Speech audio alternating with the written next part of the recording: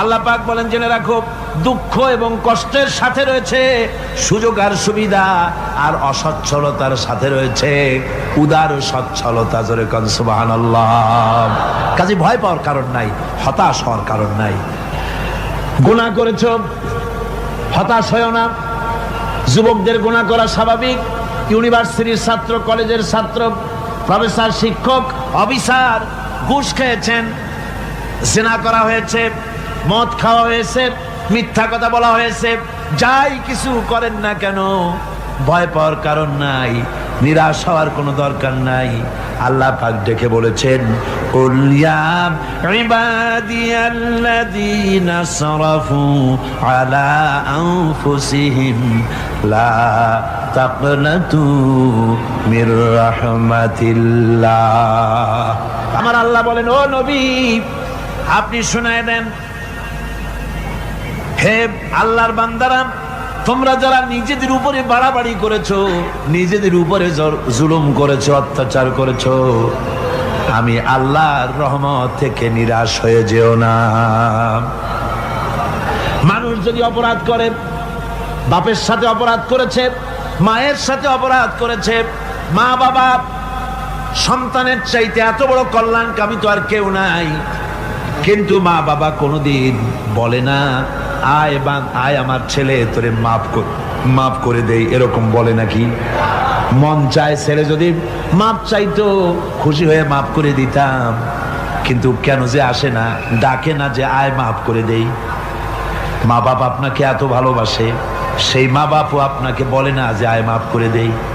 আমার আল্লাহ হচ্ছেন এমন আল্লাহ, আল্লাহ রাব্বুল আলামিন ডাকেন, এ বান্দা খুন করেছিস ফিরে আয়, জিনা করেছিস ফিরে আয়, হত্যা করেছিস ফিরে আয়, চুরি করেছিস ফিরে আয়, কুফরি করেছিস ফিরে আয়, সুদ খেয়েছিস, ঘুষ খেয়েছিস, মদ খেয়েছিস ফিরে আয়, এসে আমার দরবারে চোখের পানি ফেল, আমার দরবারে কাঁদাকাটি কর।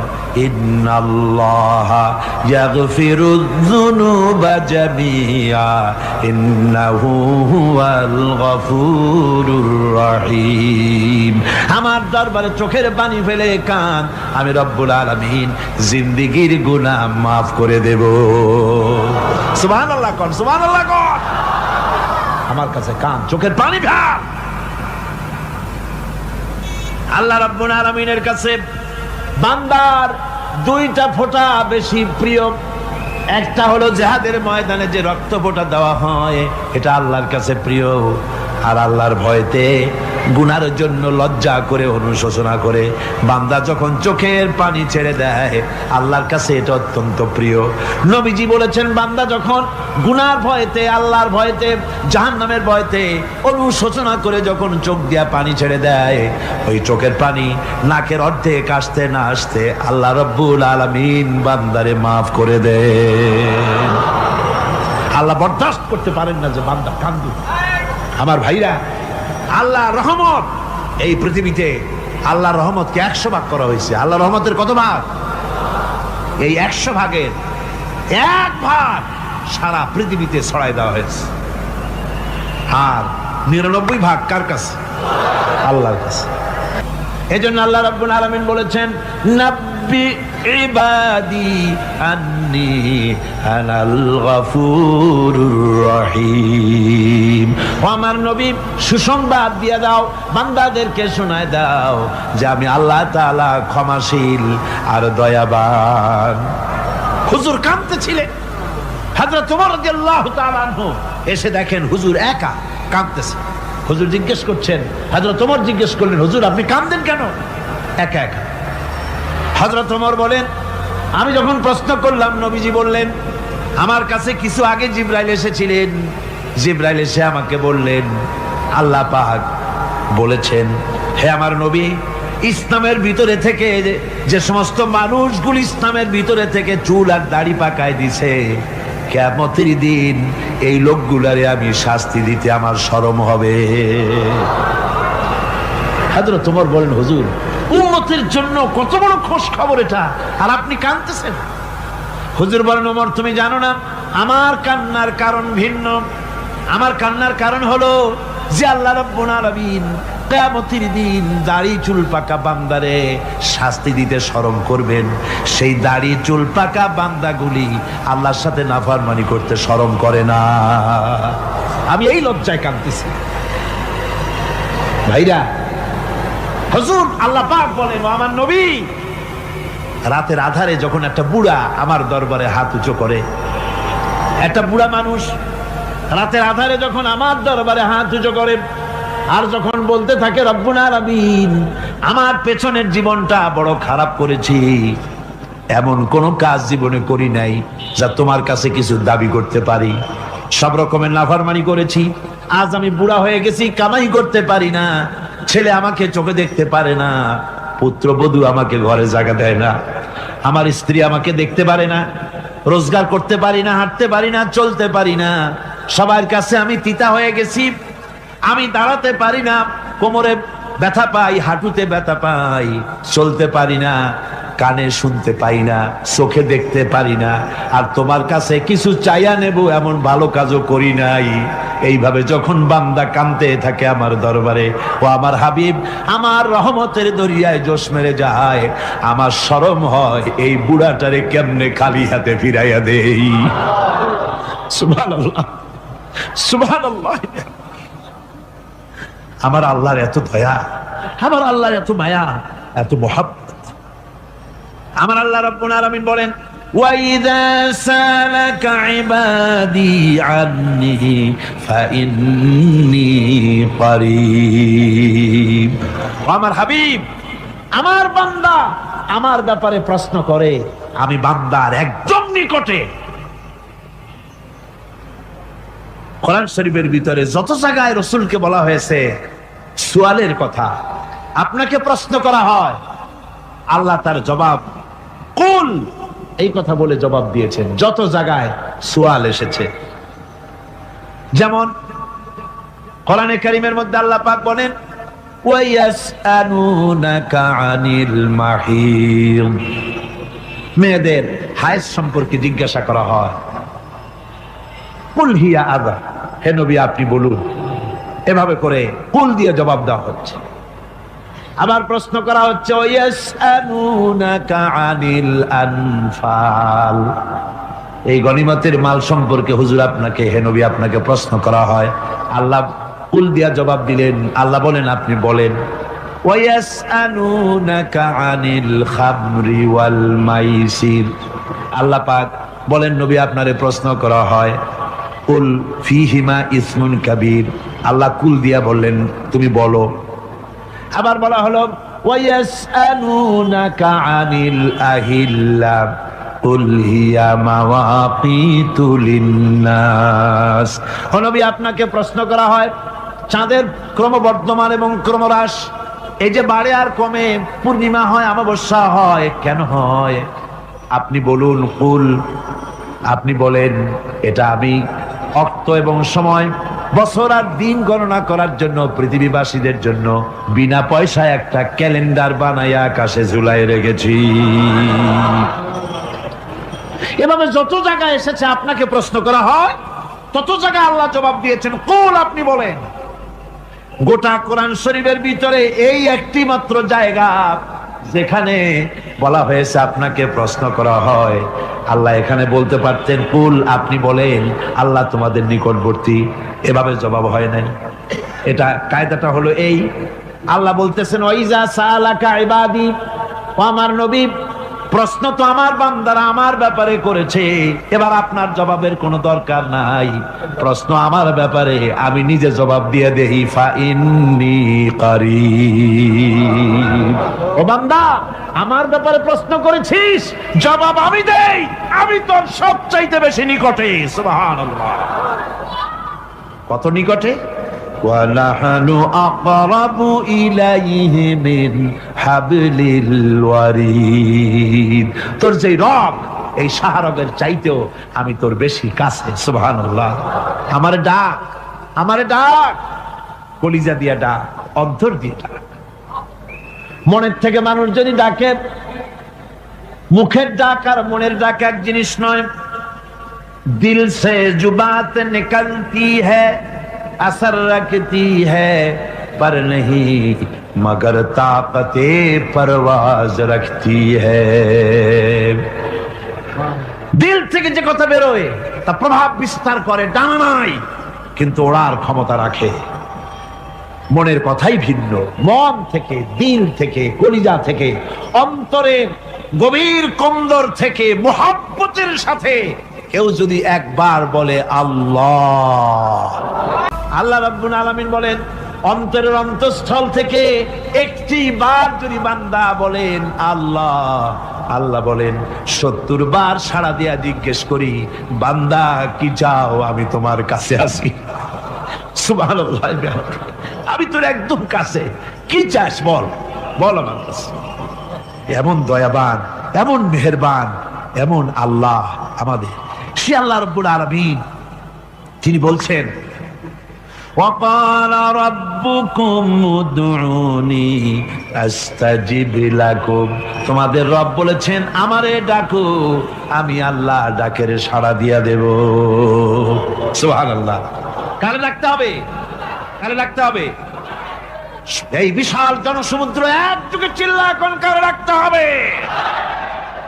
কোন পীর সাহেবকে নয়, আল্লাহর কসম কোন খাজা বাবাকে নয়, ডাকতে হবে কারে? চিল্লায় কোন কারে?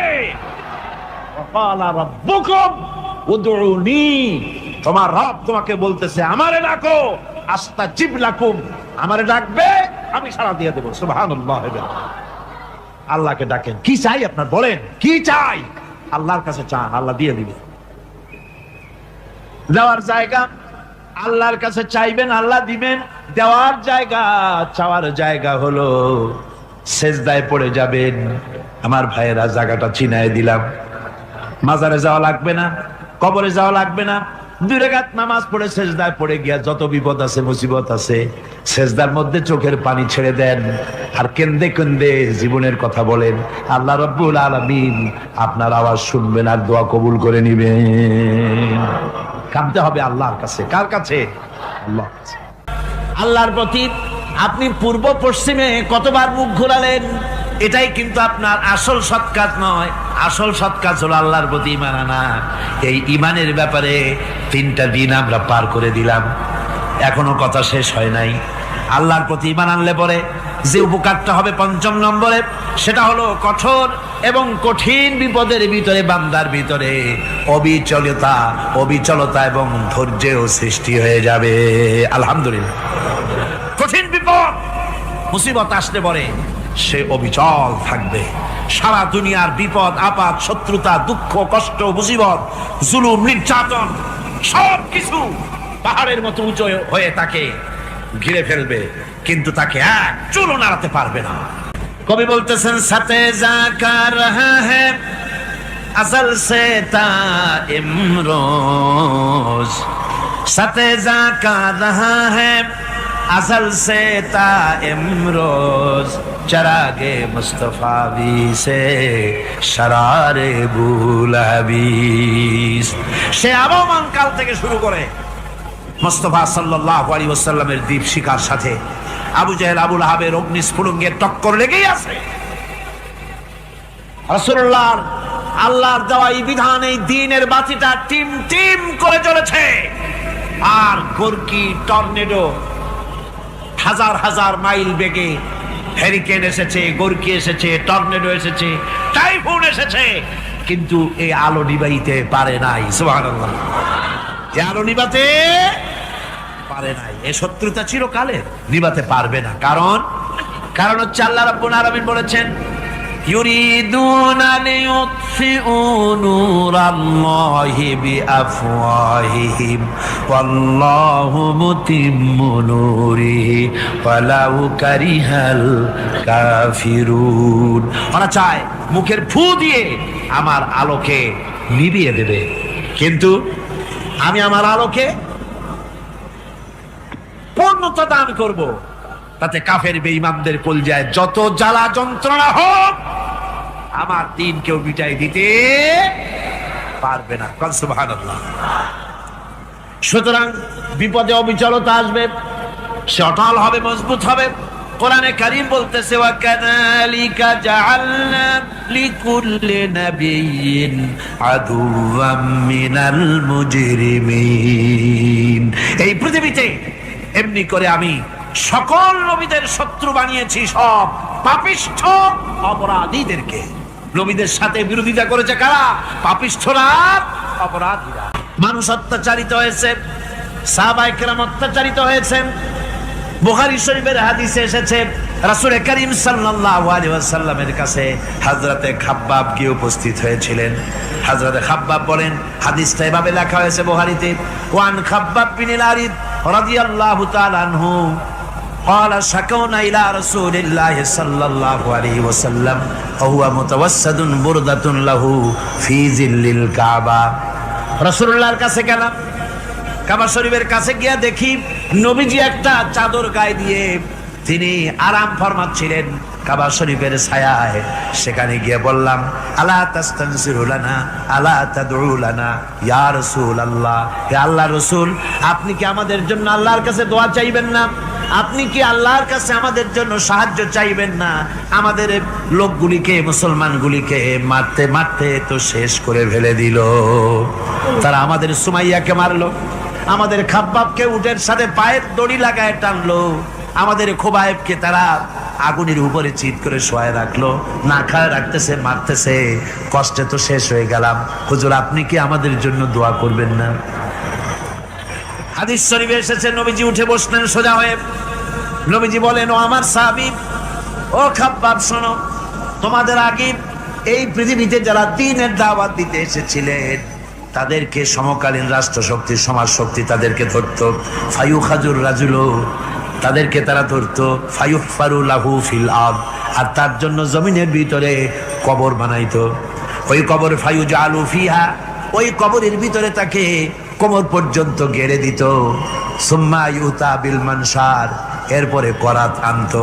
ফায়ুদাউ আলা রাসিহি, এরপরে ওই করাত তার মাথার উপরে রাখতো।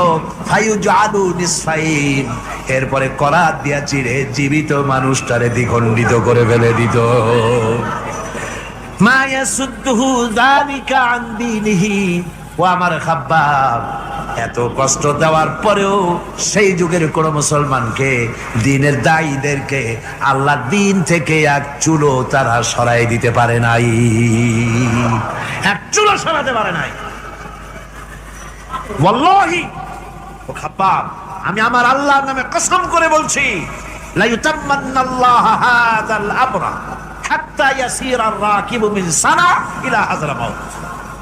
আমি কসম করে বলি, আল্লাহ রাব্বুল আলামিনের এই সানা থেকে হাজারামাউত পর্যন্ত লোকেরা যাতায়াত করবে, সুন্দরী রমণীরা গমন করবে, সদাগরেরা যাতায়াত করবে, টাকা নিয়া পয়সা নিয়া যাতায়াত করবে। তাদের মনের মধ্যে লুটের ভয়, টাকার ভয়, চুরির ভয়, ডাকাতির ভয়, জেনার ভয়, হত্যার ভয়, ধর্ষণের ভয়, কোনো ভয় থাকবে না। লা ইয়াখাফু ইল্লাল্লাহ, আল্লাহ ছাড়া কোনো ভয় থাকবে না। এমন একটা সমাজ, এমন একটা সময় আসবে। ওয়ালাকিন্নাকুম তাস্তাজিলুন, অথচ খুব তাড়াহুড়ো তোমরা করতেছো। তাড়াহুড়ো করো না, সময় আসবে ইনশাআল্লাহ। আমার ভাইয়েরা, আমার বন্ধুগণ, কঠিন বিপদে অবিচলতা এবং ধৈর্যের দৃষ্টান্ত রেখে গেছেন আম্বিয়া আলাইহিমুস সালাম। সুবহানাল্লাহ। কঠিন বিপদে অবিচলতা, দৃঢ়তা, ধৈর্য কারে বলে, তার দৃষ্টান্ত কারা রেখেছেন? আম্বিয়া আলাইহিমুস সালাম। ওনারাই আমাদের আদর্শ, নবীরাই আদর্শ। সাহাবায়ে কেরাম রিদওয়ানুল্লাহ তাআলা আলাইহিম আজমাইন আমাদের আদর্শ।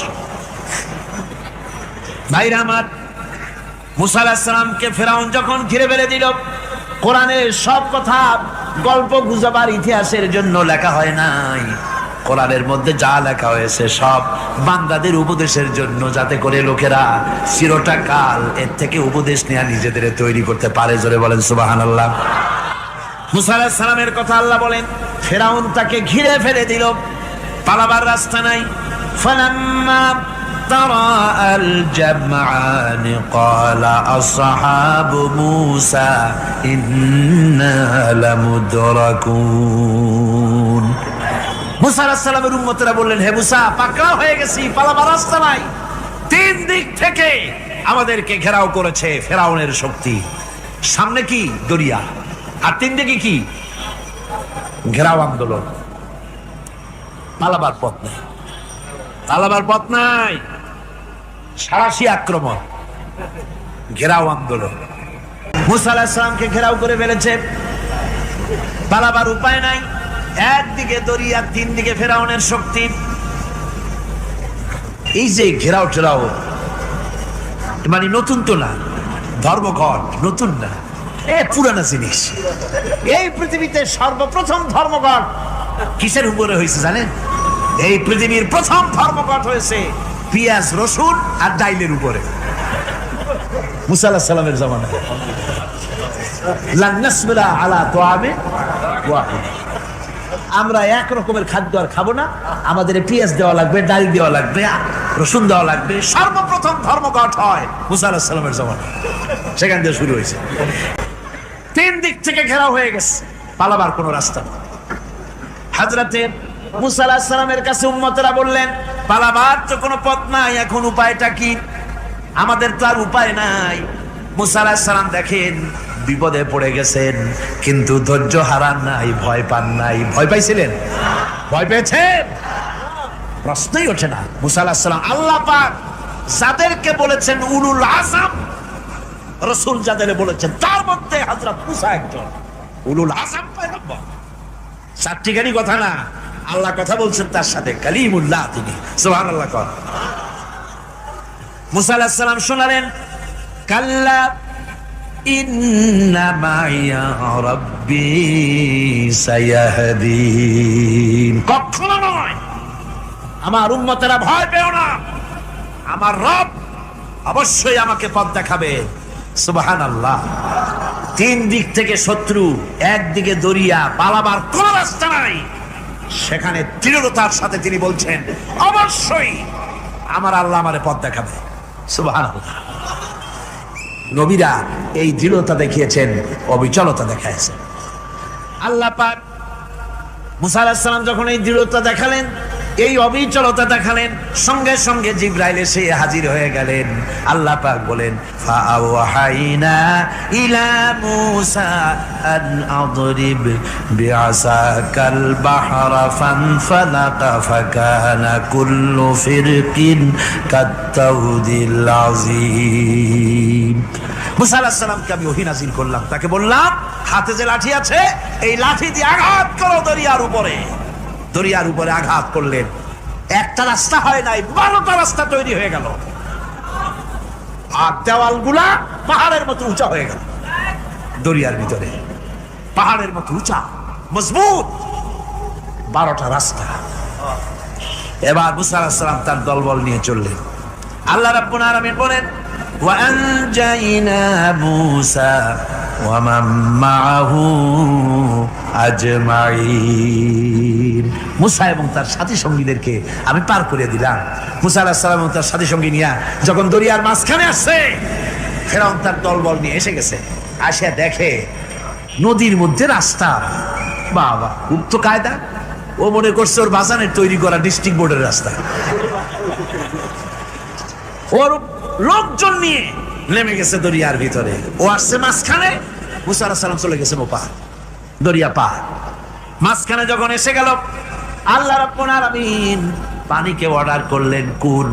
আল্লাহর তো বটন টেপা লাগে না, মুখ দিয়া কোনো হুকুম করা লাগে না, শুধু বলেন কুন। যে ব্যাপারে কুন বলেন ফায়াকুন, সাথে সাথে হয়ে যায়। আল্লাহ বললেন কুন, আর অমনি রাস্তা বন্ধ হয়ে গেল। এবার তুফান শুরু হয়েছে নদীতে, ঢেউয়ের উপরে ঢেউ, মৌজুন কাল জিবাল, পাহাড়ের মতো উঁচু হয়ে হয়ে ঢেউ আসতেছে। দলবল ঘোড়া আর অস্ত্রপাতি যা ছিল সব মরে শেষ। এবার ফেরাউন একা উপরে ওঠে আর নিচে নামে, পানি খেতে খেতে পেটের কাম সারা। জনমের খাওয়া খাইছে পানি, এখন জান যায়, বাঁচবার আর উপায় না, বাঁচবার আর উপায় নাই। ফেরাউন তার নিজের জীবন সম্পর্কে হতাশ হয়ে গেল। এবার ফেরাউন বলতেছে আমানতু আন্নাহু লা ইলাহা ইল্লাল্লাযী আমানাত বিহি বানু ইসরাঈল। আমি ঈমান আনলাম, আমি ঈমান আনলাম আল্লাহ ছাড়া কোনো ইলাহা নাই। ওই আল্লাহর উপর ঈমান আনলাম যে আল্লাহর উপরে ঈমান এনেছে বনি ইসরাঈলেরা। আল্লাহ যাতে ঠিক পাইছে কোন আল্লাহর উপর ঈমান আনছে। বনি ইসরাঈলের আল্লাহর উপর ঈমান আনলাম। আল্লাহ এই তো মুসলমান হয়ে গেছি, এরপরও আমার সুবাও কেন? আল্লাহ রাব্বুল আলামিন জবাবে বলেন আল আন, এখন وَقَدْ عَصَيْتَ قَبْلُ وَكُنْتَ مِنَ الْمُفْسِدِينَ। এখন ঈমান আনার কথা বলছো, অথচ যুগের পর যুগ, বছরের পর বছর ধরে আমার মানুষের উপরে মন গড়া আইন চালায়েছ, আমার পয়গম্বরের সাথে বেয়াদবি করেছ। আজ তোমাকে আমি ছাড়ছি না, তোমাকে আজকে ছেড়ে দেব না, আমি তোমাকে মারব।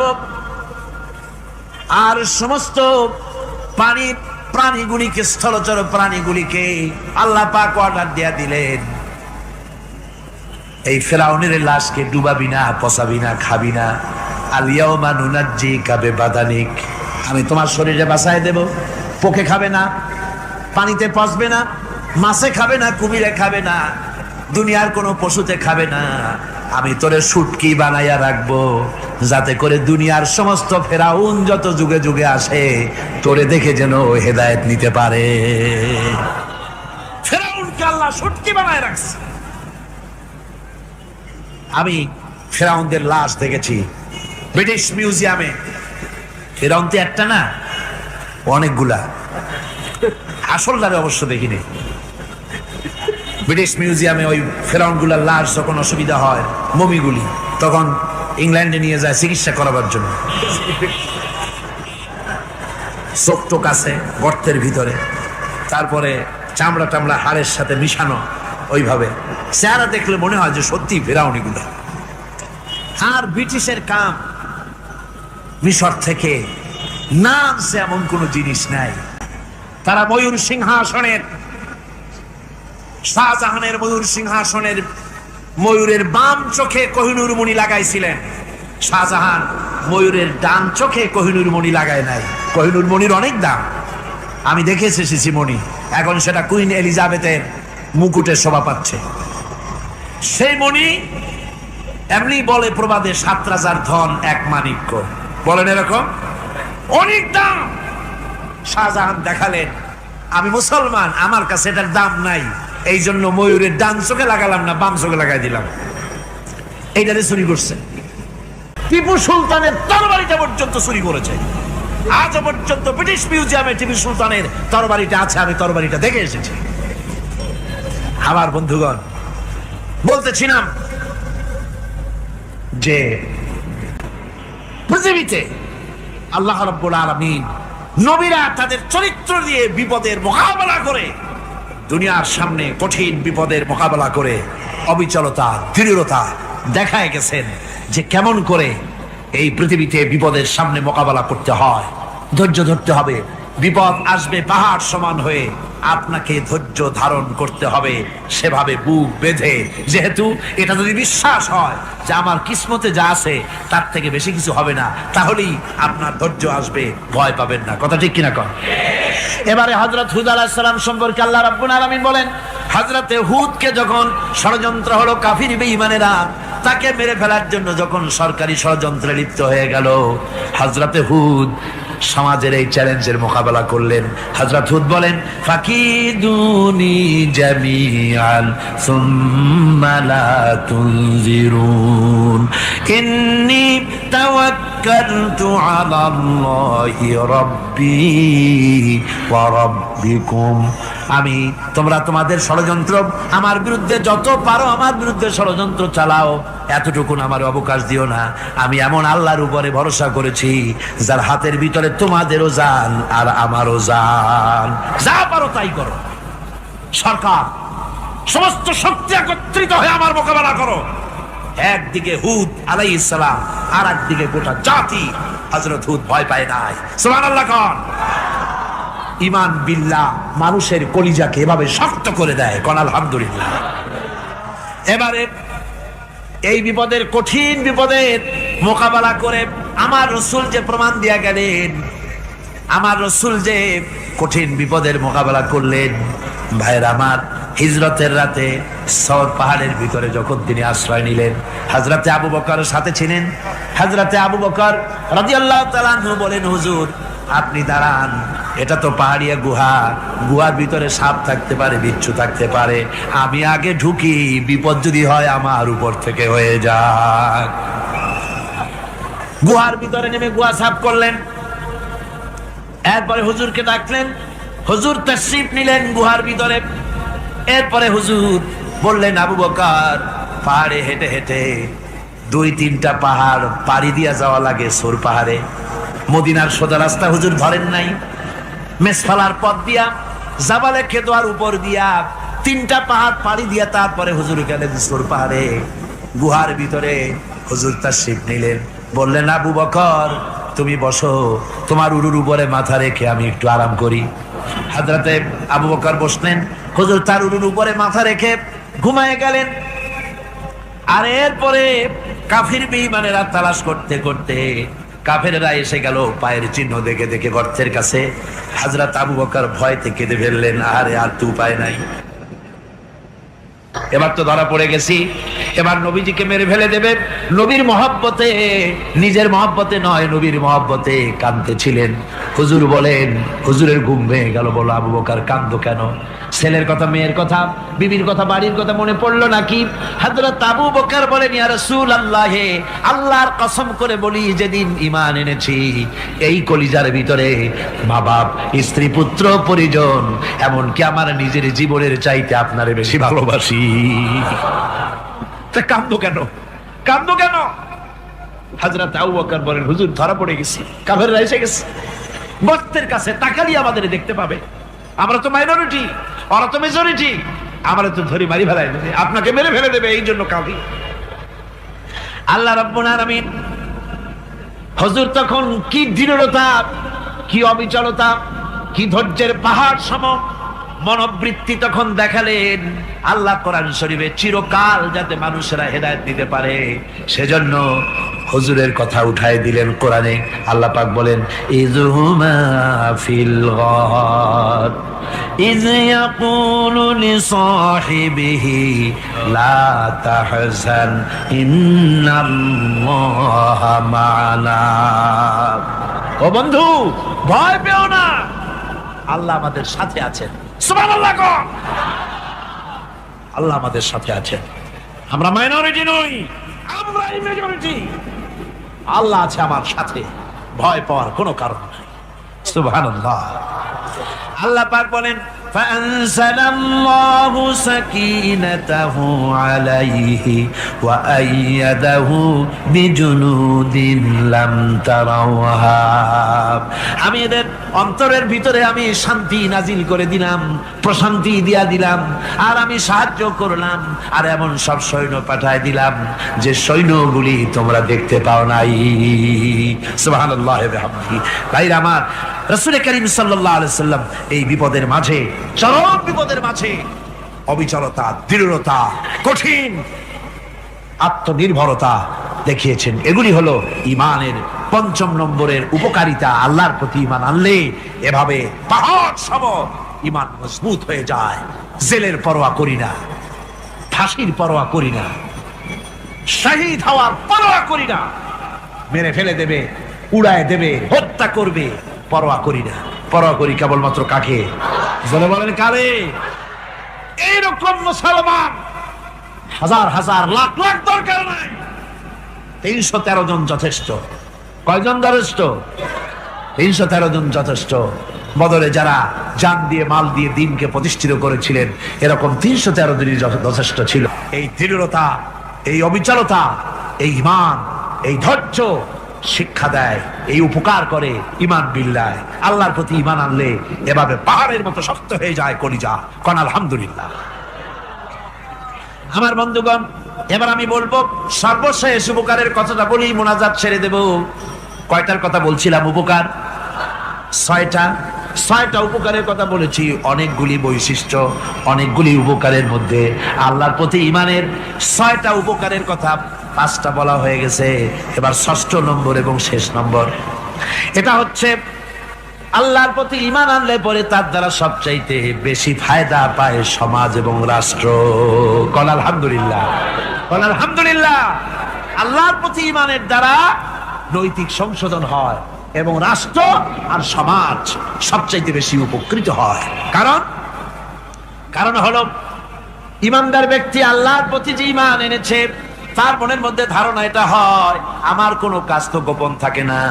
ইন্নাল্লাহা লা ইয়াখফা আলাইহি শাইউন ফিল আরদি ওয়ালা ফিস সামা। আল্লাহর কাছে গোপন বলতে কিছু নাই, আকাশেও নাই, জমিনেও নাই, কোনো কিছু গোপন নাই। সুতরাং আমি যা করি সব আল্লাহ দেখেন এবং শোনেন। এমনকি মানুষ যে কল্পনা করে সে কল্পনাও আল্লাহ টের পায় না, নাকি টের পায় কিনা? وَإِن تُبْدُوا مِنْ أَنفُسِكُمْ أَوْ تُخْفُوهُ يُحَاسِبْكُم بِهِ اللَّهُ। মনের ভিতরে যে কল্পনা করো, আল্লাহ পাক বলেন এই কল্পনারও হিসাব আমি রব্বুল আলামিন তোমার কাছ থেকে নেব। ফায়ুআযযিবু মান ইয়াশাউ, যারে খুশি শাস্তি দেব আর যারে খুশি আমি maaf করে দেব। জোরে বলেন সুবহানাল্লাহ। ফায়াগফিরু লিমান ইয়াশা ওয়া ইউআযযিবু মান ইয়াশা, যারে খুশি maaf করব, যারে খুশি শাস্তি দেব, কল্পনারও হিসাব নেব। এই কথা মুমিনের যদি জানা থাকে তাহলে আর তার কোনো চিন্তা থাকে না, তার নৈতিক চরিত্র ভালো হয়ে যায়। কোন সুবহানাল্লাহ। আমার বন্ধুগণ, ঈমানদার লোক আল্লাহর প্রতি ঈমান আসলে পরে সমাজ উপকৃত হয়, রাষ্ট্র উপকৃত হয়ে যায়। যেহেতু বান্দা জানে আমি দায়িত্বহীন কোনো কথা বলতে পারবো না, দায়িত্বহীন কোনো কাজ করতে পারবো না। আল্লাহ পাক বলেছেন মা ইয়ালফিযু মিন কাউলিন ইল্লা লাদাইহি রাকীবুন আতীদ। বান্দা এমন কোনো কথা বলে না যে কথা আমার ফেরেশতারা রেকর্ড করে না রাখে। কাজী মুমিন ব্যক্তি আল্লাহর ভয়তে দায়িত্বহীন কথা বলবে না। আমার বন্ধুগণ, আল্লাহ রাব্বুল আলামিন তার বান্দা যারা আল্লাহকে ভয় করে, সেই ভয় করা বান্দাগুলির মনের মধ্যেই চিন্তা এসে যায় আমি যেখানে থাকি না কেন আল্লাহ আমাকে দেখতেছেন, শুনতেছেন। হযরত ওমর রাদিয়াল্লাহু তাআলা আনহু রাতের আধারে শেষ রাত্রে ঘুরতেছিলেন, দেখেন এক বাড়িতে কথা হচ্ছে, কথাবার্তার আওয়াজ পাওয়া যায়। মনে করলেন কোনো অসুখ বিসুখ নাকি। ঘরে গিয়ে কান পাচ্ছেন দেওয়ালের সাথে, শুনতে পাচ্ছেন ভিতরে বুড়ি মা তার মেয়েকে বলছে, এই মেয়ে ওঠ, উঠের দুধ দোয়াই নিয়ে আসছি, এর মধ্যে পানি মিশা, তারপর সকালে বাজারে নিয়ে যা। মেয়ে বলছে, মা এই কামটা আমি পারবো না। কেন পারবি না? হযরত ওমর ফরমান জারি করেছেন, দুধে পানি মিশাতে নিষেধ করেছে, কাজে এই কাজটা আমি পারবো না। আরে বেটি, আমিরুল মুমিনিন দেখ এখন কোথায় যাই ঘুমায় আছে, সে কি দেখতেছে নাকি যে পানি মিশাই না কি মিশাই? মেয়ে বলতেছে, মা আমিরুল মুমিনিনকে ফাঁকি দেওয়া যেতে পারে, তার পুলিশ বাহিনীকে ফাঁকি দেওয়া যেতে পারে, কিন্তু আল্লাহ রাব্বুল আলামিনের চোখকে ফাঁকি দেওয়া যাবে না। হযরত ওমর এই কথা শুনে বাড়ি চলে গেলেন আর নিজের ছেলেকে ডেকে বললেন, ছেলে আমার, অমুক জায়গায় একটা বাড়ি আছে, সেখানে একটা যুবতী মেয়ে আছে, ওই মেয়েটার বিয়ে হয়েছে কিনা শোনো, যদি বিবাহ না হয়ে থাকে তুমি তোমার নিজের বিয়ের প্রস্তাব দাও। আমিরুল মুমিনিন এই মেয়েটা সুন্দরী কেমন, স্বাস্থ্য কেমন কিছুই দেখলেন না, দেখলেন তাকওয়া। কি দেখলেন? আল্লাহর ভয়। আল্লাহর ভয় যখন একটা জাতির মধ্যে আসে, পুলিশ লাগে না, পুলিশের কাজ কমে যায়। রাতে হোক দিনে হোক যেখানে আছি আল্লাহ আমারে দেখতেছেন। আল্লাহ পাক বলতেছেন, ওয়া হুয়া মাআহুম ইজ ইউবাইতুনা মা লা ইয়ারদা মিনাল কাওলি ওয়া কানা আল্লাহু বিমা ইয়ামালুনা মুহিতা। আল্লাহ পাক বলেন, আমি তো আমার বান্দার নিকটে তখনও থাকি যখন সে গোপনে গোপনে রাতের বেলায় আমার মর্জির খেলাফ পরামর্শ করে। আমার মর্জির খেলাফ পরামর্শ করতেছে রাত্রে, আমি তো তখনও কাছে থাকি, ওটা আমি শুনি। ঈমান যদি আসে তাহলে এই সব কাজ থেকে সে বিরত থাকে। সে যদি কম হয় সেখানেও আল্লাহ, বেশিও যদি হয় সেখানেও আল্লাহ। এমন কোন জায়গা আছে নাকি চিটাগংয়ে যেখানে আপনি একটা আকাম করবেন আর আল্লাহ টের পাবে না? কোন আছে নাকি? আচ্ছা চট্টগ্রামে না থাকুক, বাংলাদেশের কোন জায়গা আছে নাকি? পার্বত্য চট্টগ্রামে যত পাহাড় আছে, উঁচু নিচে জায়গা আছে, ওই জায়গায় বোধহয় আছে নাকি? সারা পৃথিবীতে আছে কোথাও? আল্লাহকে ফাঁকি দেওয়ার জায়গা কোথাও? সব স্পষ্ট। আল্লাহ কি ঘুমায় নাকি? ঘুমায়? তার কাছে দিনও যায়, রাতও যায়।